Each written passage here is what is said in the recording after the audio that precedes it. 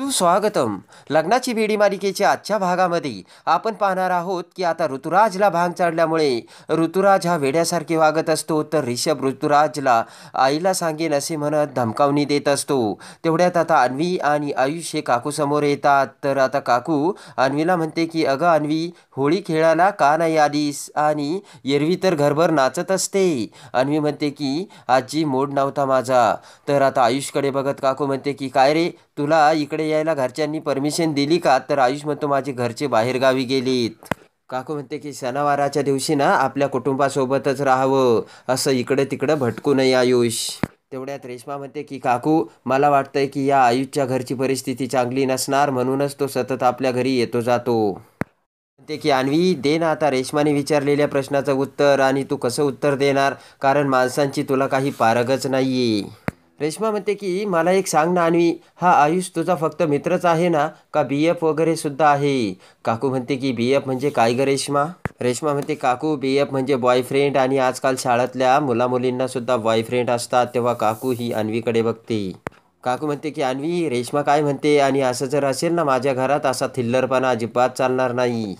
रेश्मा म्हणते की प्लीज अन्वी, तू असं काही करू नकोस, कारण राखीताईंनी चूक केलेली तुला माहिती आहे ना, आणि मग तू जर असं केलं ना तर काकूंची खूप बदनामी होईल. ते ऐकून आता ऋषभ म्हणतो की रेश्मा, माझ्या राखीताईबद्दल बोललेलं मी ऐकून घेणार नाही. तर रत्नाकर म्हणतो रेश्मा, आता ही इथे बोलायची गरज आहे का? अन्वी म्हणते की मला फक्त अन्वीला चांगलं सांगावंसं वाटलं म्हणून मी सांगितलं. आता मात्र ऋषभ भडकतो.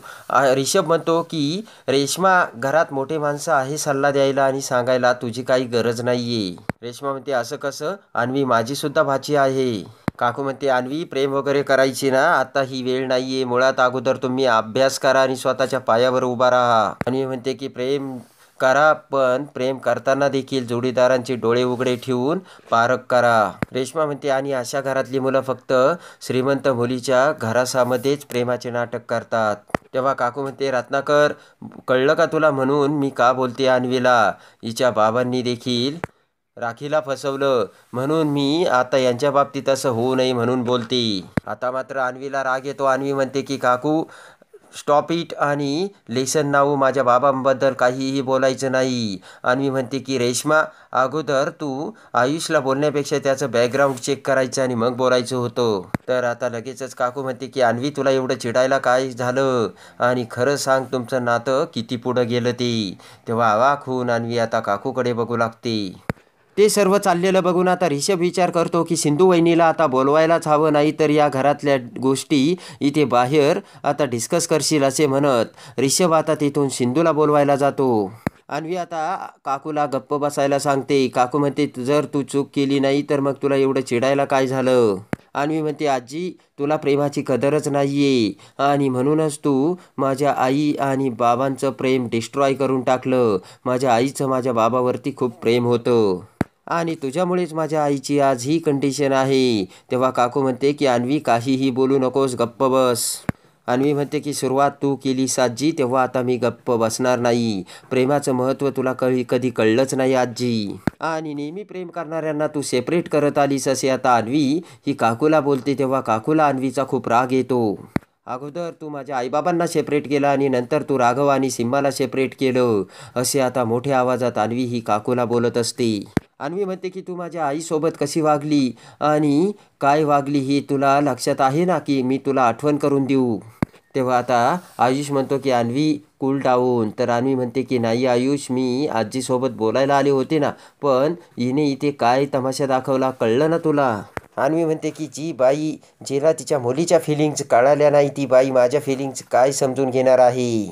इकडे आता ऋषभ पटकन सिंधूच्या बेडरूममध्ये येतो, तर सिंधू ही गाढ झोपलेली असते. ऋषभ म्हणतो सिंधू वाहिनी, अगं उठ ना, बाहेर खूप मोठा प्रॉब्लेम झाला, पण सिंधू काही उठायला तयारच नसते.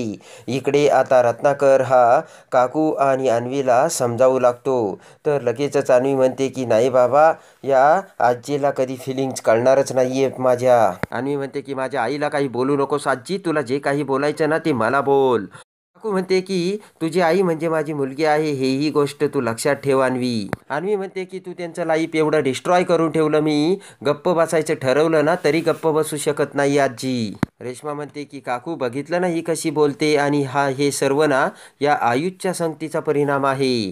काकू म्हणते आलंय ते माझ्या लक्षात रेश्मा. काकू म्हणते की पण हिला तेवढी अक्कल नाही ना, आणि हिच्या आईवडिलांनी हिच्यावर काडीचेही संस्कार केले नाही. आता मात्र अन्वी भडकत म्हणते की गप्प रहा आजी. आता मात्र काकू भडकत उठून उभा राहते आणि म्हणते की अन्वी शांत बस, एक शब्दही बोलू नकोस आता. आणि असे म्हणत आता अन्वीला मारण्यासाठी काकू हात उगारते, पण तेवढ्यात राघव तिथे येतो आणि काकूला म्हणतो काकू काय करतेस हे. तेव्हा काकू लगेचच तिचा हात माघारी घेते. तर आता राघव म्हणतो की काकू आता हा विषय आपण इथेच थांबूयात. तेव्हा अन्वी म्हणते नाही मामा, मला आजीशी बोलायचंय. राघव म्हणतो त्या अगोदर अन्वी मला तुझ्याशी बोलायचंय, चल. असे म्हणत आता राघव अन्वीला बाजूला घेऊन जाऊ लागतो. इकडे आता रिषभ हा सिंधूकडे येत सिंधूला उठवू लागतो आणि म्हणतो की सिंधू वहिनी उठ ना ग. त्यानंतर विचार करतो की मला वाटतं की सिंधू वहिनीची झोप झाली नसेल म्हणून सिंधू वहिनी गाढ झोपली वाटतं. रिषभ विचार करतो की अन्वीसाठी सिंधू वहिनीला उठायलाच हवं, असं चालणार नाही. त्यानंतर आता मात्र रिषभ हा सिंधूच्या तोंडावरती पाणी टाकतो. तेव्हा सिंधू ही पटकन उठून बसते आणि म्हणते रिषभ काय झालं आणि मी इथे कशी आली. रिषभ म्हणतो की सिंधू वहिनी तू भांग पेलीस का. सिंधू म्हणते मी भांग का पिल रिषभ, मलाच कळत नाहीये की माझं डोकं का जड झालंय ते. रिषभ म्हणतो की ऐक ना सिंधू वहिनी, बाहेर अन्वीचं आणि काकूचं जोरदार भांडण चालू आहे. रिषभ म्हणतो की काय झालं ते मला माहिती नाही, पण तू लगेचच चल सिंधू वहिनी. तेव्हा सिंधू विचार करते अन्वीनं आयुष आणि तिचं प्रेम प्रकरण आता काकूला सांगितलं तर नसेल ना. सिंधू म्हणते की नाही नाही, कदाचित दुसऱ्या एखाद्या गोष्टीवरून वाद झाला असेल. तर इकडे रिषभ म्हणतो सिंधू वहिनी कसला विचार करतेस, चल. इकडे आता रत्नाकर काकूला समजावू लागतो. काकू म्हणते की बघितलं ना ती कशी बोलत होती. रत्नाकर म्हणतो की अगं ती तर चुकलीच, पण तू राखी आणि योगेशबद्दल असं तिला बोलायला नको होतं. रत्नाकर म्हणतो की अन्वी लहान आहे, तिला अजून एवढा समज नाही.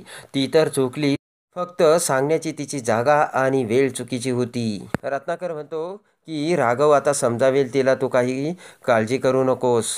तर आता इकडे राघव हा अन्वीला घेऊन बाजूला येतो आणि म्हणतो अन्वी हे काय चाललंय. तर अन्वी म्हणते की मामा आईचं बाबांवरती खूप प्रेम होतं, पण आजीनं त्यांचं लाईफ डिस्ट्रॉय केलं. पण ज्या वेळेस अन्वी हे सांगत असते त्यावेळेस आता तिथेच लावलेल्या साऊंड सिस्टीममधून अन्वीचा आवाज मोठ्याने सर्वांच्या समोर येत असतो. तेव्हा आता तो आवाज सर्वजण ऐकू लागतात. तर आता मोठे डोळे करून काकूला मोठा धक्का बसतो. अन्वी म्हणते की पण आजीने तेव्हाही समजून घेण्याचा प्रयत्न केला नाही, आणि आत्ताही सुद्धा आजी तेच करते. इकडे आता मधूने त्यांचा तो आवाज साऊंड सिस्टीममधून बाहेर काढलेला असतो आणि सर्वजण अन्वीचे ते बोलणे आता मोठ्या आवाजात ऐकत असतात. तर आता अन्वी म्हणते की आत्ता ही आजी. तर लगेचच राघव म्हणतो की आत्ता ही काय. तर अन्वी गप्प बसते. राघव म्हणतो की हे बघ अन्वी, आता कोड्यात बोलण्यात काहीच अर्थ नाहीये, कारण मला सगळं माहिती आहे. तर आता राघव म्हणतो की मला सर्व कळलंय अन्वी, तेव्हा आता मला तुझ्या तोंडून ऐकायचंय. अन्वी म्हणते की मामा मी तुला सर्व काही सांगते, पण तू घरी कुणाला सांगणार नाही. तर साऊंड सिस्टीममध्ये तो अन्वीचा आवाज येत असलेला बघून काकू म्हणते हा तर अन्वीचा आवाज आहे. तर आता राघव म्हणतो की अन्वी आय गॉट इट, मी नाही कुणाला सांगणार, पण तू मला खरं सांग. तर लगेचच अन्वी म्हणते की मामा आय एम प्रेग्नंट. आणि तो आवाज आता साऊंड सिस्टीममध्ये येऊन काकू, रत्नाकर, रेश्मा सर्वांच्या पायाखालची जमीन सरकलेली असते. राघव म्हणतो की तो प्रेग्नन्सी रिपोर्ट म्हणजे सिंधूचा होता. तो लगेचच अन्वी म्हणते की तो माझा रिपोर्ट होता मामा. राघव म्हणतो की तू प्रेग्नंट कोणापासून आहेस. तर लगेचच अन्वी म्हणते की आयुष. ते ऐकून काकू, रत्नाकर सर्वांना मोठा अजून धक्का बसतो. रेश्मा ते ऐकून म्हणते की मला ह्या आयुषवर संशय होताच. तर राघव इकडे अन्वीला म्हणतो की एवढं सगळं घडून गेलं तरी तुम्हाला का नाही सांगितलंस अन्वी. अन्वी म्हणते की मामा सगळी चूक माझी आहे, तू प्लीज सिम्माला काही बोलू नकोस, कारण ती प्रेग्नंट नाही, प्रेग्नंट तर मी आहे. अन्वी म्हणते की मामा सिम्माचं तुझ्यावर खूप प्रेम आहे, तिने काहीच केलं नाहीये. सिम्मा हे फक्त माझ्यासाठी करत होती, आणि प्रेग्नंट तर मी आहे. तेवढ्यात आता रिषभ हा सिंधूसोबत तिथे येतो. अन्वी म्हणते प्रॉमिस कर मामा तू हे कुणाला सांगणार नाही. ऑलरेडी आता साऊंड सिस्टीममधून ते सर्वांच्या समोर आलेलं असतं. तेवढ्यात आता सिंधू ते बघते आणि लगेचच सिंधू रिषभला म्हणते की रिषभ आत्ताच्या आत्ता हे सर्व थांबवायला हवं. राघव म्हणतो, मला एक सांग, त्या प्रेग्नन्सी रिपोर्टवर सिंधूचं नाव कसं आलं? तर अन्वी म्हणते की मामा, मी प्रेग्नन्सी किट घरी घेऊन आली होती. अन्वी म्हणते की मी ती टेस्ट केली आणि ती पॉझिटिव्ह आली, तेव्हा मला ते कन्फर्म करायचं होतं आणि म्हणून ते चेक करण्यासाठी मी हॉस्पिटलमध्ये गेले. तर तिथे मी सिम्बाला बघितलं, कारण मधुर आणि मामीला तपासायला ती हॉस्पिटलमध्ये आली होती मामा. अन्वी म्हणते, त्यावेळेस मामा मी खूप घाबरले होते आणि माझं प्रेग्नन्सीचं रिझन जर माझ्या घरच्यांना कळलं तर मी आता काय करू या विचाराने माझी घाबरगुंडी उडालेली होती. अन्वी म्हणते की त्यावेळेस मग मला काहीच कळलं नाही, म्हणून मी त्या हॉस्पिटलच्या टेरेसवर गेले आणि तिथून स्वतःला संपवण्याचा प्रयत्न करू लागली. राघव म्हणतो की अन्वी, तुझ्याकडून जर आता चूक झाली ना, मग आता त्याची रिस्पॉन्सिबिलिटी सुद्धा घ्यायचीस अन्वी तू. अन्वी म्हणते की सिंधू सुद्धा मला एक्झॅक्टली हेच बोलली मामा. अन्वी म्हणते की माझ्या या प्रेग्नन्सीबद्दल घरी कुणाला कळू नये म्हणून तिने माझ्या प्रेग्नन्सी रिपोर्ट्सवर तिचं नाव लिहिलं आणि ते सर्व बोलणे आता काकू, रत्नाकर सर्वजण ऐकतात. राघव म्हणतो की एक लक्षात ठेव, आपली फॅमिलीच ही आपली ताकद असते, तेव्हा आपल्या फॅमिलीपासून काहीही लपून ठेवायचं नसतं अन्वी. तेवढ्यात आता आयुष तिथे येतो आणि अन्वीला म्हणतो की अन्वी, आता घरच्यांना सगळं कळलंय, असे म्हणत लगेचच आयुष आता तिथेच काहीतरी शोधाशोध सुरू करतो. तेव्हा लगेच राघव म्हणतो की आयुष, काय कळलंय घरच्यांना आणि तू हे काय शोधतोय? तेवढ्यात आता त्या कपड्याच्या आडून माईक बाहेर काढत आयुष हा तो माईक घेऊन राघवकडे येतो आणि राघवकडे तो माईक देत म्हणतो की तुमचा हा आवाज माईकमधून सर्व घरच्यांपर्यंत पोहोचला आणि इवन इथे प्रत्येकाला हे सर्व कळलं की अन्वी प्रेग्नंट आहे म्हणून. तर आता लगेचच राणी खूप खुश झालेली असते. राणी ही व्हीलचेअरवरून आता तो माईक लपवण्यासाठी तिथे आलेली असते आणि त्या साऊंड मशीनचा आवाज वाढवून तिने तो माईक आता त्या कपड्यांच्या खाली लपवलेला असतो. हे सर्व आता राणीला आठवतं. तर आता राणीने कसा तो माईक लपवला हे राणीला आठवून इकडे आता अन्वीला मोठा धक्का बसतो. अन्वी म्हणते की हे कसं घडलं आणि हा माईक इथे कुणी लपवला? अन्वी म्हणते की मामा, आता काय करायचं, सगळ्यांनी माझ्या प्रेग्नन्सीची न्यूज ऐकली, असे म्हणत आता अन्वीने डोक्याला हात लावलेला असतो. तर आता लगेचच राघव म्हणतो की अन्वी तू शांत हो. तेवढ्यात आता आयुष म्हणतो की अन्वी, आता जे काही होईल ना ते आपल्या दोघांनी फेस करायचं. ते ऐकून आता राघव हा आयुषकडे बघतो. आयुष म्हणतो की one thing Anvi, I am always with you. तर लगेचच आयुष म्हणतो चल. तर राघव म्हणतो काय करणार आहेस तू? तेव्हा आयुष म्हणतो की आजीशी बोलणार आहे मी, असे म्हणत आता अन्वीचा हात धरून काकूसोबत बोलायला आयुष हा तेथून जाऊ लागतो. तर आता अन्वीला घेऊन आयुष हा काकू समोर आलेला असतो. तर काकू मोठे डोळे करून आता त्या दोघांकडे बघत असते. तर पाठीमागून राघव तिथे येतो आणि इकडे सिंधू आणि रिषभ सुद्धा तिथेच उभा असतात. तर आता ते सर्व बघून आता राणी खूप खुश झालेली असते. तर आता पुढे येत आयुष म्हणतो की आजी, मला तुमच्याशी बोलायचंय. तर रागाने मोठे डोळे करत काकू आता अन्वी समोर येते. तेवढ्यात पाठीमागून सिंधू ही तिथे येत म्हणते की काकू, एकदा ऐकून तरी घ्या. तर आता काकू ही सिंधूकडे बघते. तर आता मोठे डोळे करून काकू सुद्धा आता सिंधूकडे बघू लागते. त्यानंतर आता सिंधू ही आतमध्ये येताच राणी म्हणते की रत्नपारखांच्या घरातील बायका लग्ना अगोदर प्रेग्नंट कसे राहतात ते ऐकून आता सिंधूला मोठा धक्का बसतो. तर रागाने काकू ही सिंधूला मारण्यासाठी हात उगारते. तर लगेचच हात धरत सिंधू आता काकूला म्हणते की काकू, आपण यातून काहीतरी मार्ग काढू. राघव तिथे येत म्हणतो की काकू, रत्नबारक्यांच्या घरातील स्त्रियांवरती आणि सुनांवरती कधी हात उगारला जात नाही. तेव्हा आता काकूला मोठा धक्का बसलेला असतो आणि आज राघवने काकूचे दात तिच्याच घशात घातलेले असतात.